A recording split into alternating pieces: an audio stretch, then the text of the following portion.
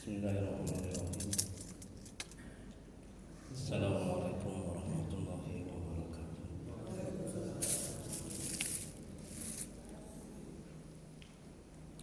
Alhamdulillah rabbil alamin wa bihi nasta'in ala umuri dunya waddin.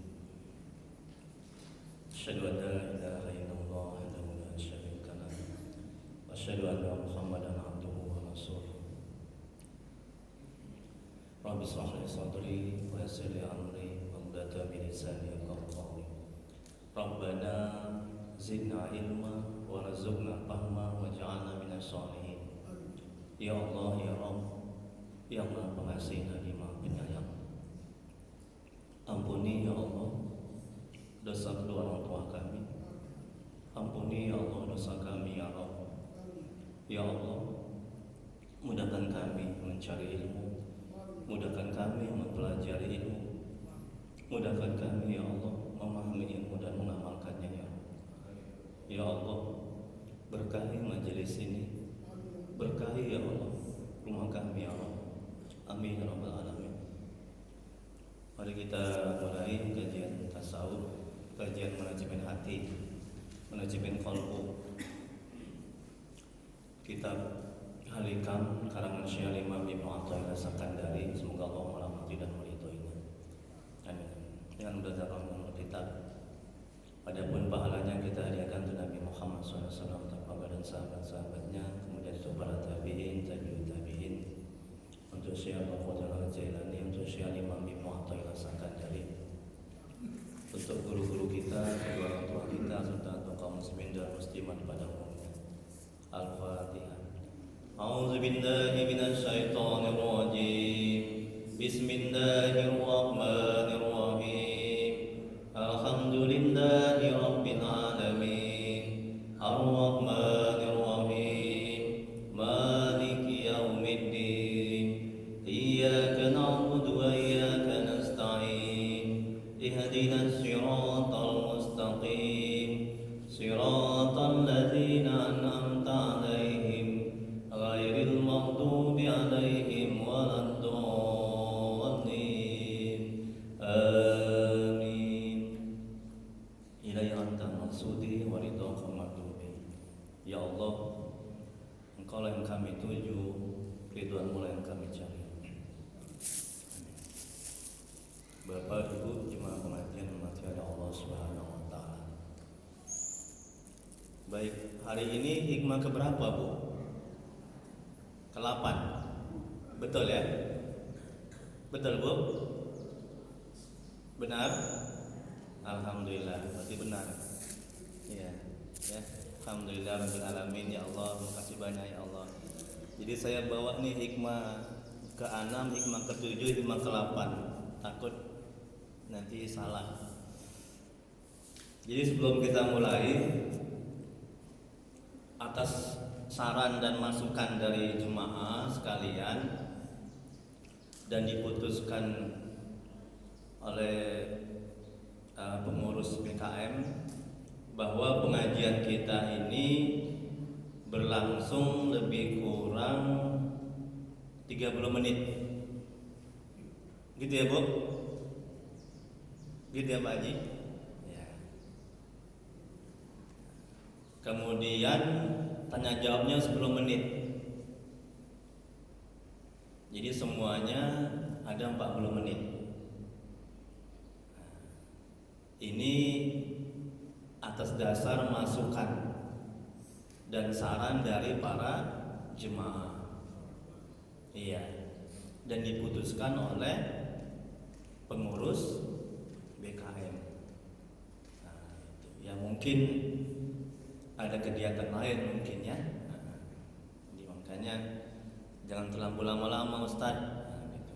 Jadi baik, terima kasih atas masukan dan sarannya. Baik, sebelum kita masuk ke hikmah yang ke-8, kajian manajemen hati, manajemen qalbu, saya ulang sedikit hikmah yang ke-7. Nanti yang belum dapat hikmah ke-7 nanti bisa diambil yang lalu ya. Ini. Syekh Al-Imam Ibnu Athaillah Sakandari, ini hikmah yang ke-7. semoga Allah merahmati dan meridhoinya. Beliau mengatakan dalam kitab Al-Hikam, kalam hikmahnya, jangan Anda diragukan pada janji Allah oleh sebab tidak atau belum terjadi sesuatu yang dijanjikan, meskipun zamannya telah tertentu. Hal ini supaya jangan ada keraguan itu menimbulkan kerusakan pada mata hati Anda dan memadamkan nur cahaya rahasia hati Anda. Bu, Bu, perhatikan Bu, ini hikmah yang lalu Bu, hikmah yang ketujuh. Bagaimana manajemen hatinya, manajemen kolbunya, agar kita tidak stres, sengsara, menderita ketika apa yang kita inginkan belum terwujud, ketika apa yang kita mau belum terkabul, ketika apa yang kita cita-citakan itu belum tercapai. Macam mana manajemen hatinya agar hati ini nggak stres? Katakan dalam hati, kalau aku nggak sabar, maka hatiku rusak. Katakan dalam hati bahwa ini semua sudah ketentuan Allah.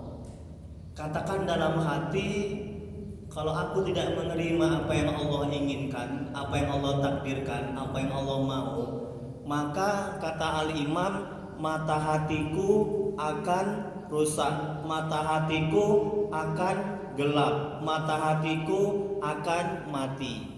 Jadi hati ini punya mata.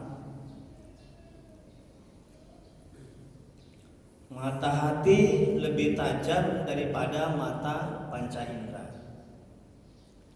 Mata hati bisa melihat hal-hal yang gaib yang tidak bisa dilihat oleh mata panca indera. Mata hati bisa melihat mana yang benar dan mana yang tidak benar, mana yang batil, mana yang hak. Mata hati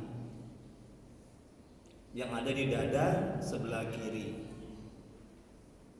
Jadi kata Al-Imam, ya, kita tidak boleh ragu, kita tidak boleh kecewa, kita tidak boleh putus asa ketika apa yang sudah dijanjikan, sudah ditentukan oleh Allah, ya, itu belum terwujud, belum terkabul.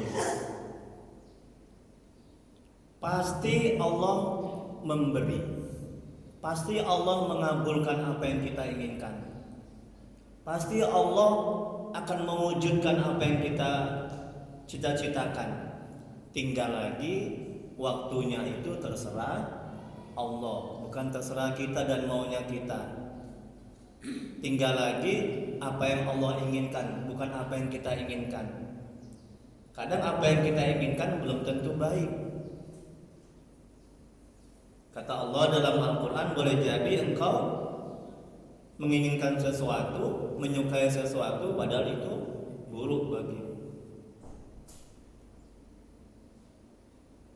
Dan boleh jadi engkau membenci sesuatu, padahal itu baik. Bu, kebaikan itu ada pada apa yang tidak kita sukai. Allah, ini dalam nih Bu, kajinya Bu, manajemen hati ini Bu. Ya.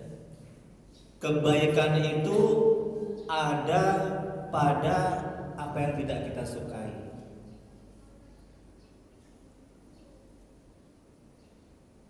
Nafsu itu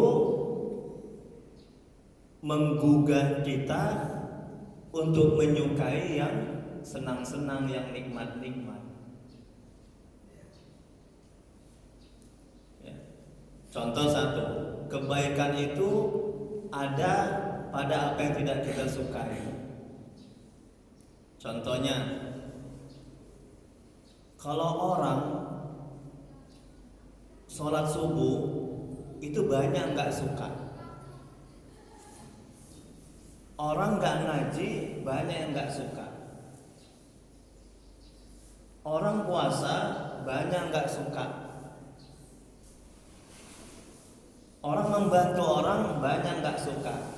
Kebaikan itu ada pada yang tidak kita sukai. Makanya kata Allah, boleh jadi engkau membenci sesuatu padahal itu baik bagimu. Engkau tidak mengetahui, sedangkan Allah Maha mengetahui. Tapi kadang kita sok tahu, menganggap apa yang kita inginkan, apa yang kita wujudkan, apa yang kita cita-citakan itu baik untuk kita, padahal itu buruk. Itulah nafsu itu. Baik, itu hikmah yang ketujuh. Jadi tidak boleh ragu, pasti Allah mengabulkan. Ya, kalau ragu akan membuat mata hati kita rusak, mata hati kita kabur, mata hati kita bahkan buta. Baik, hikmah yang ke-8, lihat semuanya Bu. Syekh Imam Ibnu Athaillah Sakandari, semoga Allah merahmati dan meridhoinya. Beliau mengatakan dalam kitab Al-Hikam, kalam hikmahnya, apabila telah dibukakan untukmu jalan ma'rifat, maka jangan engkau pedulikan amalmu yang sedikit, sebab ia tidak menyingkapkannya untukmu, melainkan dialah yang memperkenalkan dirinya kepadamu. Tidaklah engkau tahu bahwa dialah yang menganugerahkannya makrifat kepadamu, sedangkan engkau mempersembahkan amal-amal kepadanya. Dan apalah artinya yang engkau persembahkan kepadanya dibanding dengan apa yang dianugerahkannya kepadamu. Ini kalam hikmahnya. Kita lihat penjelasannya. Mengenal makrifat kepada Allah ialah kita merasakan bahwa Allah ada di mana saja kita berada. Allah melihat hal keadaan kita dan pula perasaan kita yang bercampur dengan akidah yang mendalam, bahwa tidak ada yang berbuat dan berkuasa selain hanya Allah. Di mana saja kita berada, Allah selalu beserta kita. Segala perbuatan dan tindak tanduk kita dilihat oleh Allah. Apa saja yang kita kerjakan adalah Allah yang menciptakan. Itulah definisi mengenal Allah. Ya. Jadi kita merasakan Allah itu ada dalam hati kita. Kita merasakan Allah melihat kita. Kita merasakan Allah memantau kita. Itulah mengenal Allah. Jadi Bu, manajemen hatinya, perhatikan Bu, agar kita tidak terjebak kepada maksiat dan dosa, coba timbulkan kesadaran dalam hati bahwa Allah melihatku, Allah menatapku, Allah memperhatikanku. Kalau itu yang Ibu lakukan, Ibu tercegah dari perbuatan maksiat dan dosa. Dimanapun Ibu berada. Ini manajemen hatinya.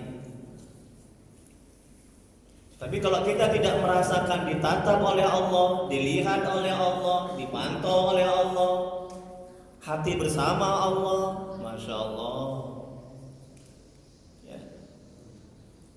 Itu setan itu masuk, nafsu menggoda kita, menggugah kita, ya, untuk berbuat maksiat. Bagaimana agar timbul rasa Allah menatap kita, melihat kita, memperhatikan kita? Kita berada dalam pengawasan Allah. Macam mana caranya? Zikir, ingat kepada Allah. Kemudian berikutnya seorang sufi berkata, ma'rifat ialah tidak pernah terlepas hati. Ma'rifat ialah tidak pernah terlepas hati seorang hamba dari mengingat Allah. Ini pendapat lain tentang mengenal Allah. Jadi hati terus ingat kepada Allah. Allah, Allah, Allah, la ilaha illallah. Nah, kalau zikir saya, Allahumma sholli ala sayyidina Muhammad wa ala alihi wasallim. Allahumma sholli ala sayyidina Muhammad wa ala alihi wasallim. Kalau saya naik kereta, Allahumma sholli ala sayyidina Muhammad wa ala alihi wasallim. Allahumma sholli ala sayyidina Muhammad wa ala alihi wasallim. Itu zikir saya. Itu boleh diamalkan. Allahumma sholli ala sayyidina Muhammad wa ala alihi wasallim. Zikir saya sholawat. Kita sholawat juga itu termasuk zikir. Allahumma sholli ala sayyidina Muhammad wa ala alihi wasallim. Barang siapa yang bersolawat, maka malaikat akan memintakan ampunan kepada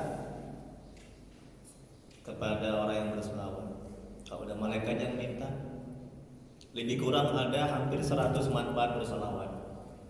Makanya insya Allah ini juga saya bagikan amalan saya, wirid saya. Tapi kalau habis subuh wirid saya baca Yasin. Ini kita berbagi, tidak bermaksud riya. Karena banyak yang minta diruqyah dari jarak jauh. Habis sholat subuh wirid saya baca Yasin, ayat kursi 7 kali, Al-Fatihah 7 kali, Al-Ikhlas 3 kali, Al-Falaq sekali, An-Nas sekali. Habis sholat subuh. Ingat Bu, amalkan. Ini kita berbagi. Habis sholat subuh wirid saya baca Yasin, ayat kursi 7 kali, Al-Fatihah 7 kali, Al-Ikhlas 3 kali, Al-Falaq 3 Yasin, ayat kursi 7 kali, Al-Fatihah 7 kali, Al-Ikhlas 3 kali, Al-Falaq sekali, An-Nas sekali. Habis sholat subuh. Alhamdulillah tembus. Yang di Ruqyah, yang di Malaysia, yang di Hong Kong, yang di Asia, yang di luar negeri. Ya, alhamdulillah atas izin Allah banyak berbuat kebaikan. Yang Pak Haji ini di Ruqyah dari jarak jauh. Pak Haji Tukijo. Alhamdulillah sehat. Lama sakit. Atas izin Allah, amalkan. Berbagi kebaikan, amalkan. Ibu ya? Oh Bu. Insya Allah. Kemudian berikutnya, jika Allah dengan sifat Allah yang Maha Perkasa dan Maha Mulia memberikan musibah sakit atau segala sesuatu yang menjadi beban nafsu. Tengok itu Bu. Sakit itu nafsu nggak suka. Sakit nafsu nggak suka. Itu beban nafsu. Ya.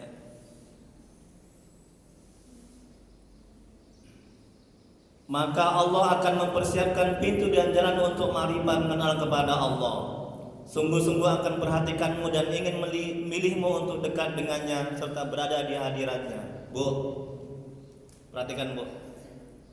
Bagaimana manajemen hatinya agar kita bisa bersabar ketika sakit.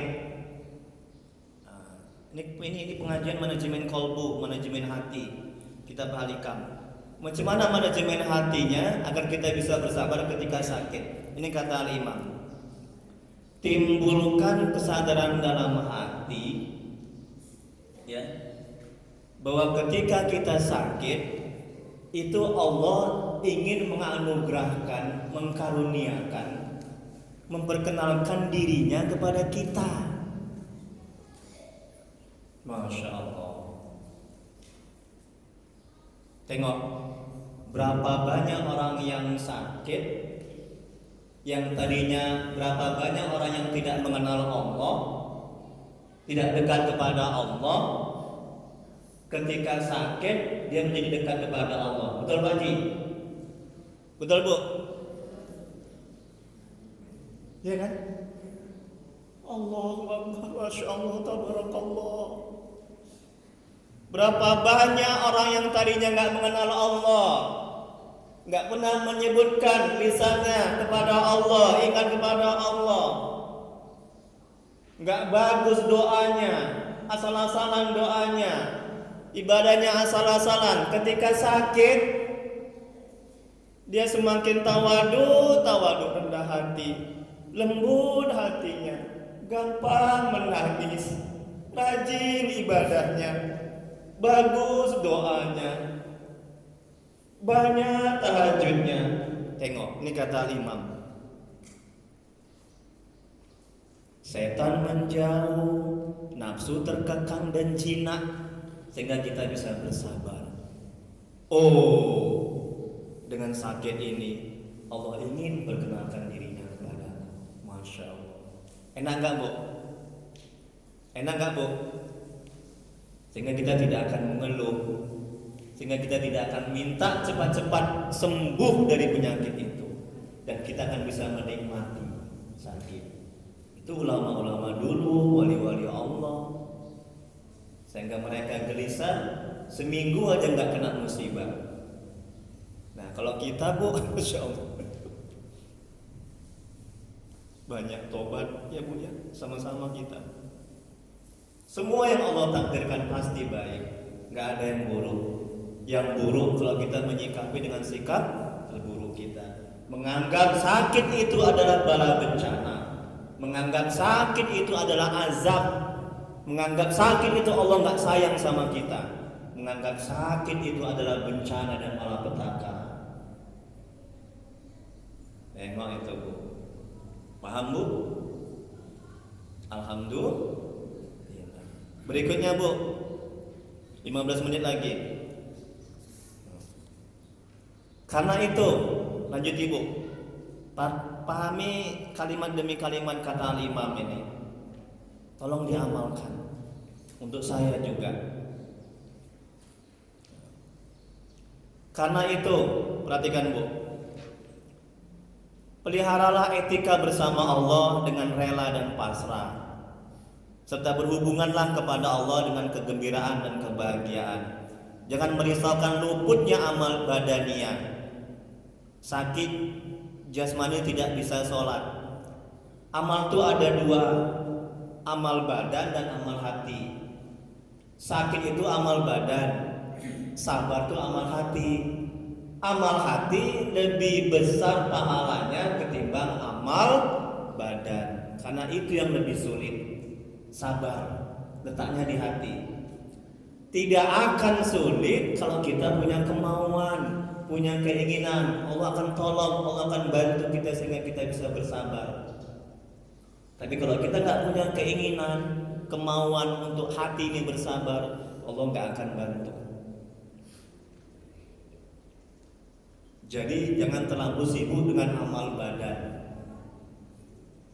Yang lebih penting adalah amal hati, yaitu sabar.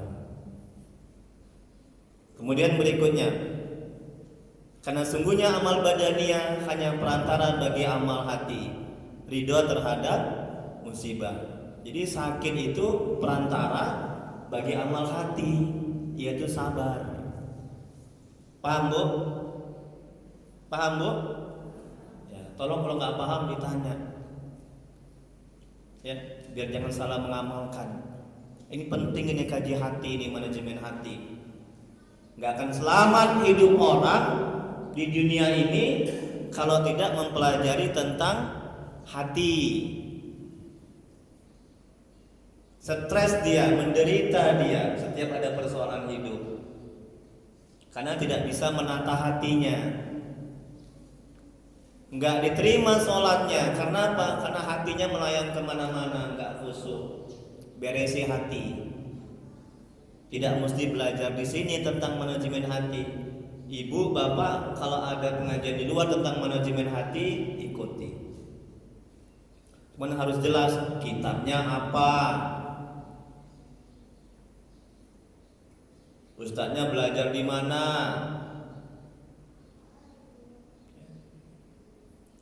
Kemudian berikutnya, yang mana Bu? Yang mana Bu? Ya, alhamdulillah Ibu nyimak. Tidak semata-mata Allah membuka pintu itu, yaitu ma'rifah kepada Allah, mengenal Allah, kecuali Allah berkehendak menghilangkan hijab antara engkau dan Dia. Apakah engkau tidak tahu bahwa semua ujian berasal dari kekuasaan Allah? Dialah yang mendatangkannya supaya engkau bisa datang kepadanya. Tengokkan. Sedangkan amal badaniyah engkau yang menghadiahkannya kepadanya agar engkau bisa sampai kepadanya. Salat kita, zikir kita itu amal badan. Itu kita persembahkan kepada Allah. Adapun ma'rifatullah, mengenal Allah, itu hadiah dari Allah. Masya Allah. Bayangkan itu Bu, betapa rahman dan rahimnya Allah. Besar sekali perbedaan antara amal yang cacat, yang banyak rusaknya, ya, hal-hal jelek yang engkau hadiahkan dan mutiara ma'rifat ilahi, serta ilmu dari sisinya yang dianugerahkan kepadamu. Misalnya musibah yang menjadi beban nafsu nggak suka terhadap musibah, dan yang menyedihkan seperti kefakiran, kehinaan, penganiayaan dari makhluk, serta segala sesuatu yang tidak disenangi nafsu. Nafsu nggak suka sakit, nafsu nggak suka kalau kita dizolimi, nafsu nggak suka kemiskinan, nafsu nggak suka kesempitan hidup, nafsu nggak suka hal-hal yang hal-hal yang kita nafsu nggak suka banyak. Jadi disakiti, dizolimi, dijauhi itu beban nafsu nggak suka. Padahal di situ kita bisa mengenal Allah, bisa dekat kepada Allah. Nah, ini manajemen hatinya lagi, Bu, agar kita bisa bersabar ketika kita disakiti dan dizolimi. Katakan dalam hati, dengan disakiti ini aku bisa mengenal Allah. Dengan disakiti ini gugur dosa-dosaku. Dengan disakiti ini aku menjadi dekat kepada Allah. Dengan disakiti ini aku bisa menjadi bagus ibadahku dan taat kepada Allah. Hati menjadi tenang, setan menjauh, nafsu jinak dan terkekang. Halaman 2, Bu. Perhatikan. Jadi semua perkara yang menimpamu merupakan nikmat besar dan anugerah berharga. Masya Allah. Tengok nih, Bu, kata Imam. Sakit, gak ada duit, dicaci, dihina, dijauhkan, itu anugerah yang besar. Itu nafsu gak suka.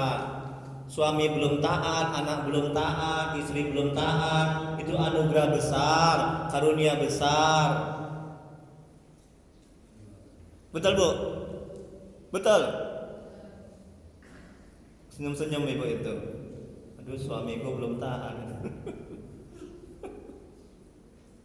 Ya, itu anugerah besar, karunia besar. Istri, anak, nggak ada kerjaan, itu anugerah besar, anugerah karunia besar. Kalau kita semakin dekat kepada Allah, boleh jadi Allah belum buat suami anak kita taat, Allah ingin memperkenalkan dirinya kepada kita. Masya Allah, tabarakallah. Coba bayangkan itu, Bu. Jadi karunia enggak itu? Anugerah enggak itu? Coba berapa banyak yang tadinya istri, suami atau anaknya yang belum taat. Ketika suaminya belum taat, istrinya menjadi taat, menjadi mengenal Allah. Berapa banyak yang tadinya orang tuanya yang belum dekat kepada Allah, yang belum mengenal Allah, ketika Allah membuat anaknya belum taat, orang tuanya menjadi dekat dan mengenal Allah. Anugerah enggak itu? Anugerah enggak itu, Bu? Rajin dia tahajud, ya Allah, tolong ya Allah anakku ya Allah, beri dia hidayah, bolak-balikan hatinya ya Allah. Rajin dia sedekah, rajin dia berbuat kebaikan, rajin dia puasa, rajin dia baca Quran, agar anaknya menjadi anak yang soleh dan soleha. Tengok, Allah ingin memperkenalkan dirinya melalui anak yang belum taat.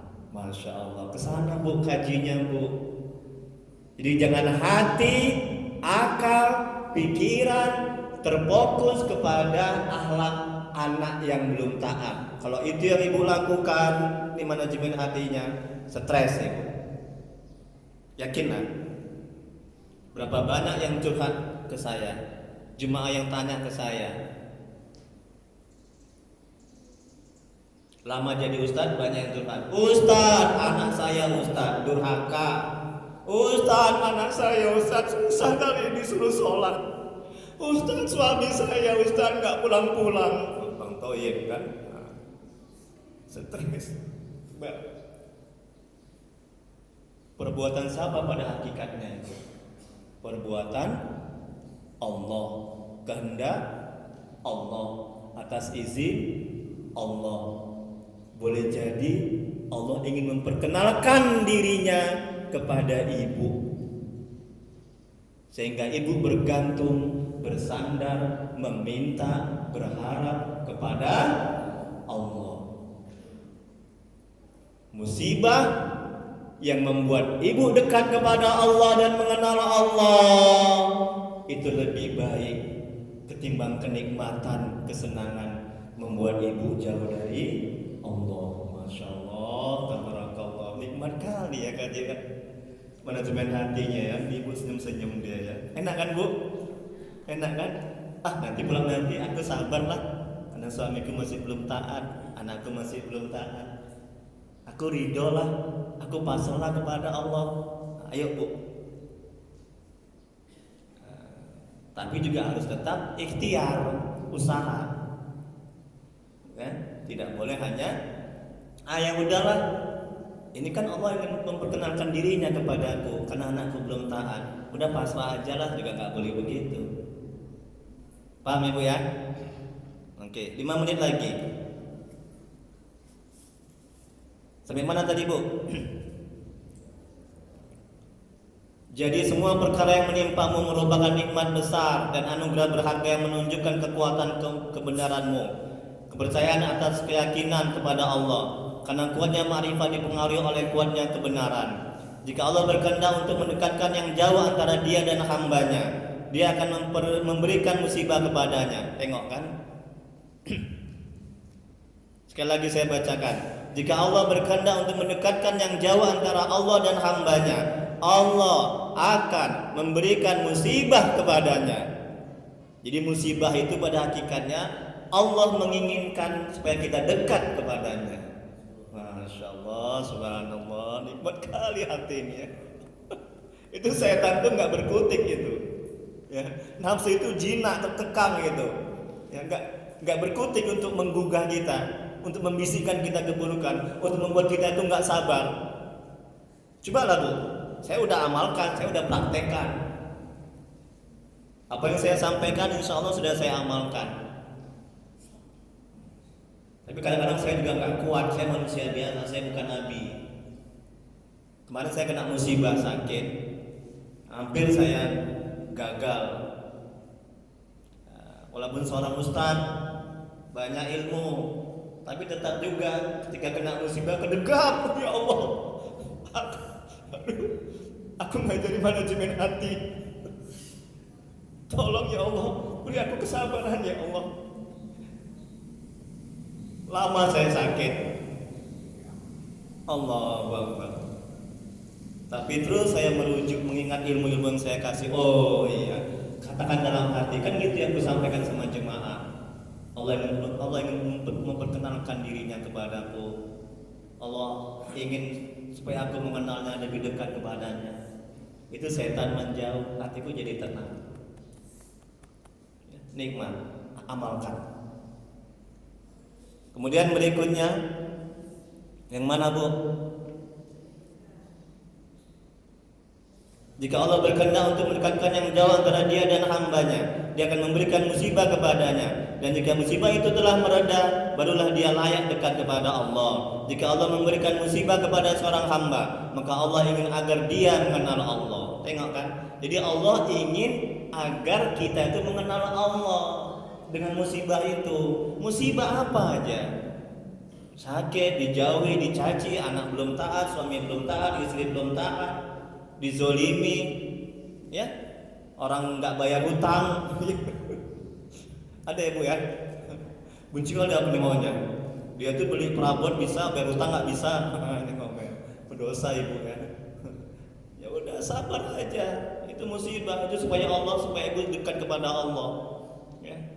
Kemudian berikutnya, jika yang kita ingini tidak terjadi, Allah ingin menunjukkan sifat maha perkasanya agar kita dekat dengannya. Jika Allah dengan sifat Allah yang maha perkasa memberikan musibah agar terasa ringan beban yang kita terima, maka timbulkan kesadaran dalam hati bahwa Allah maha pengasih dan penyayang. Ini lagi manajemen hatinya agar kita bisa bersabar. Allah nggak akan menzolimi hambanya. Allah nggak akan membuat kita menderita sengsara. Allah nggak akan membuat kita terhina. Allah sayang kepada hambanya. Katakan dalam hati, manajemen hatinya, ketika kita kena musibah apapun, oh Allah ini sayang sama aku. Tengok kalau kita nggak diingatkan dengan musibah, kita akan sembarangan, betul? Kita akan terlena, betul? Kita akan lupa kepada Allah, betul? Maka musibah itu pada hakikatnya itu peringatan Allah. Kita diingatkan oleh Allah. Kemudian berikutnya, dalam perjalanan menuju kepada Allah, seorang salik harus memperbanyak amal untuk menekan dorongan-dorongan nafsu syahwat sehingga ia bisa sampai kepada Allah. Di sisi lain, seorang salik dituntut juga untuk bermujahadah dalam waktu yang lama. Ini kita di salik. Salik ini adalah orang yang sedang berjalan menuju kepada Allah. Jadi kita, kata Imam, harus mengekang syahwat kita dengan apa? Dengan banyak berpuasa. Kemudian jika Allah membukakan untuknya satu dari sekian pintu ma'rifah, seperti merasakan kehadiran dan pengawasan Allah, atau menyadari bahwa pelaku ibadah sesungguhnya adalah Allah, dan menyadari dirinya hanyalah objek penampakan perbuatan Allah, maka saat itu ia tidak perlu lagi merasa heran dan bertanya-tanya mengapa itu bisa terjadi, sementara amal yang dilakukannya baru sedikit. Karena tujuan dari semua amal adalah untuk mendekatkan diri kita kepada Allah. Jadi amal ibadah kita, sholat kita, puasa kita, itu semuanya pada hakikatnya adalah perbuatan Allah. Kita hanya sebagai objek penampakan perbuatan Allah. Jadi kalau amal kita sedikit, kalau Allah mau berkehendak, kita bisa mengenal Allah. Jadi jangan, nggak mungkin amalku sedikit aku bisa mengenal Allah, nggak mungkin amalku sedikit aku bisa dekat kepada Allah. Kalau Allah mau berkehendak, kun fayakun, jadi maka jadilah. Jadi jangan menganggap bahwa amal sedikit kita nggak bisa mengenal Allah. Tapi gitu pun jangan dipada-padai amal kita sedikit. Kita dituntut untuk berbanyak amal ibadah. Jangan beranggapan, kan kalau amal sedikit aku bisa mengenal Allah, bisa dekat kepada Allah. Jangan beranggapan seperti itu aja, ya. Kemudian berikutnya, dibukakannya pintu ma'rifat adalah bukti bahwa Allah mengasihi dan menyayanginya. Bisa jadi seorang sedikit melakukan amal karena memang ia sedang sakit. Jika orang ini mendapat ma'rifat, misalnya dengan mengetahui bahwa sakit baginya lebih baik ketimbang sehat, dan bahwa Allah Maha melakukan apa yang dikehendakinya, saat itu ia tidak perlu lagi mempertanyakan sedikit amalnya. Tengok, terkadang amal ibadah kita ini, zikir, sholat, itu belum mampu untuk membuat kita dekat kepada Allah. Makanya Allah buat kita sakit. Dengan sakit itu kita bisa mengenal Allah. Paham, Bu? Jadi Allah Maha tahu, ini hambaku ini, amal ibadahnya ini, zikir, puasa, sholat, tahajud, ini banyak cacatnya ini, banyak kurangnya ini, belum mampu untuk bisa dekat kepadaku, bisa mengenalku, belum mampu, belum bisa untuk membuat hatinya bersih. Maka aku kasih dia musibah, cobaan berupa sakit. Nah, dengan sakit itulah dia bisa bersih hatinya, bisa dekat kepada Allah, bisa mengenal Allah. Bisa yang tadinya hatinya keras menjadi lembut, yang tadinya susah menangis menjadi gampang menangis ketika melihat orang yang susah-susah. Paham ya, Bu, ya? Jadi ada amal-amal ibadah kita yang belum mampu membuat kita itu dekat kepada Allah. Tapi dengan amal batin, apa amal batin? Sabar menerima musibah. Itu amal yang paling ampuh, yang paling dahsyat, yang paling mujarab untuk membuat hati kita bersih, membuat kita bisa dekat dan mengenal Allah, membuat hati kita bisa khusyuk dalam ibadah, yaitu amal ibadah batin, yaitu sabar dalam musibah. Paham ya? Paham ya? Makanya kalau kena musibah, Bu, jangan buru-buru ditolak. Disakiti, dijauhi, dizolimi, sakit, anak belum taat, suami belum taat, istri belum taat, jangan buru-buru ditolak, jangan buru-buru nggak diterima. Itu anugerah besar, karunia besar. Paham ya Bu ya? Ayo sama-sama dari mulai sekarang. Saya juga. Kemudian berikutnya yang terakhir Bu. Mana sekarang Bu? Dibukakannya pintu ma'rifat. Allah membukakan. Yang terakhir, Allah membukakan untukmu pintu ma'rifat karena Dia ingin memperkenalkan dirinya kepadamu, memberimu karunia Allah, mendekatimu dan menampakkan sifat-sifat dan asmanya untukmu. Tentu saja ma'rifat adalah karunia yang lebih besar dan agung untukmu dibanding dengan amalan-amalan akhirmu untuknya. Hadiah dari seorang budak walaupun bernilai tinggi tetap hina dan kecil dibandingkan dengan hadiah dari seorang tuan walaupun itu sedikit. Hadiah seorang budak manfaatnya hanya akan dirasakan oleh dirinya sendiri, bukan tuannya. Jadi ibadah kita itu adalah manfaatnya bukan untuk Allah, tapi untuk kita kembali kepada kita.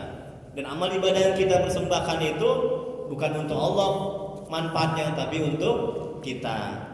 Ya, adapun anugerah karunia berupa ma'rifatullah, mengenal Allah, itu semata-mata karunia, hadiah dari Allah kepada kita, anugerah dari Allah kepada kita. Kemudian yang terakhir, yang ketiga, 3 halaman. Ma'rifat mengenal kepada Allah itu adalah puncak keuntungan seorang hamba. Maka apabila dia telah membukakan baginya suatu jalan untuk mengenal kepadanya, maka usah engkau hiraukan berapa banyak amal perbuatanmu, meskipun masih sangat sedikit amal kebaikanmu. Sebab ma'rifat itu suatu karunia pemberian langsung dari Allah. Maka ia sekali-sekali tidak bergantung kepada banyak atau sedikitnya amal kebaikan. Diriwayatkan Allah telah menurunkan wahyu kepada salah seorang nabi.